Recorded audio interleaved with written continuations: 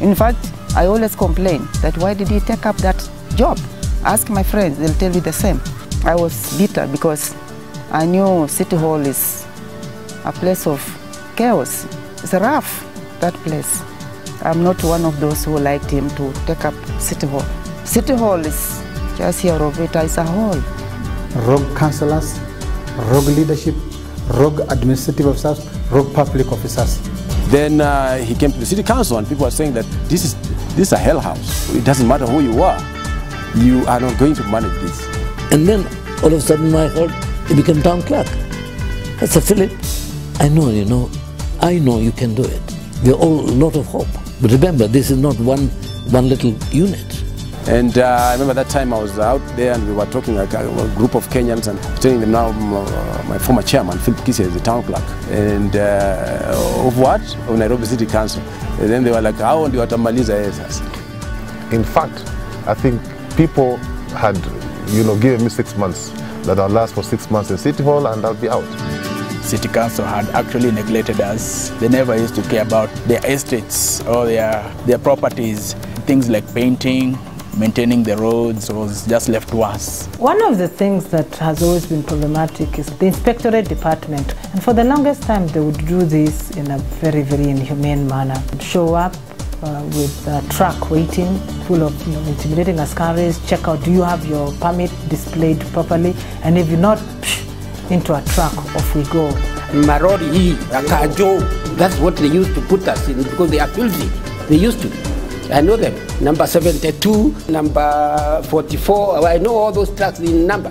The other thing that used to happen is that a lot of these inspections would take place on Friday to obviously increase the price of the bribe, because if you are arrested on Friday and kept in, the next possibility of release, having gone to court, would be a Monday or Tuesday. Nobody wants to do that. So we used to advise our members not to go to work on Friday afternoon.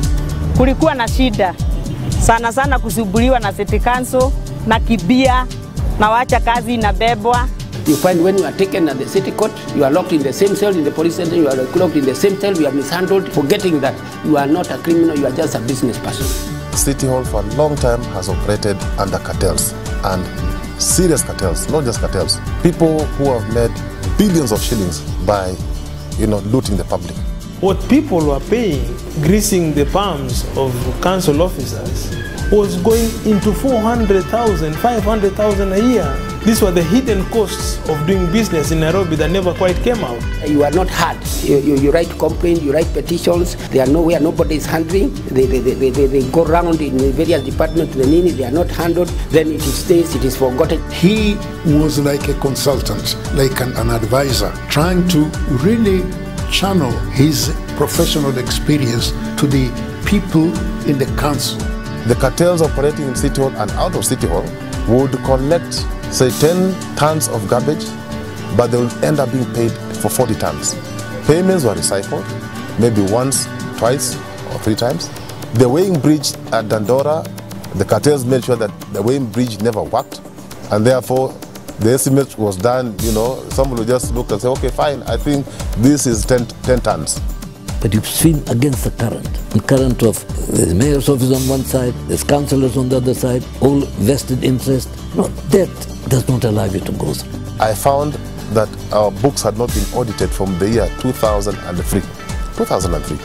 Maybe there was that element of impunity which might still be, people they still think that it can continue, and it can't. We have reached a stage in our city's history and the life when actually things must be done right. I don't know where in the law it is written that government vehicles are above the law. What you must appreciate is that when you double park, you interfere with the traffic flow. What happens when you interfere with traffic flow? People waste time in traffic jams. People waste money because of more fuel. But when I talked to him, he said, no, I just got to do what I got to do. I've been wanting to do this all my life. He's tough, unless you are aggressive. And anybody who wants to take this Kenya head must be aggressive leader. You must little bit not... When you have a big heart, you live longer. When you have a small heart, you die very fast. We need to interrogate everybody on what he or she has done and why we should give him or her that positions. If we want these counties to be properly run, they must be run by professionals, not by politicians. They must be run by people who understand what administration is. Pahala gani alikuwa hapa? Ameitengeneza nini? Hii. Na pale hii. This man has been now in Nairobi Central Business District, KICC, City Hall. Kitu gani kitamzuia mtu kama huyu kuwa governor wa Nairobi? Because I believe that when you only have one home and you have nowhere else to run to, then the biggest favor you can do yourself is by ensuring that that home is secure.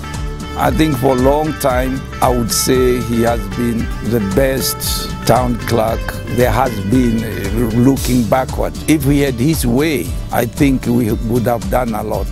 If we build a foundation where people believe in doing the right thing, working hard for future generations. I am one person who believes in future generations, and therefore the foundation must be set now. It cannot be set tomorrow.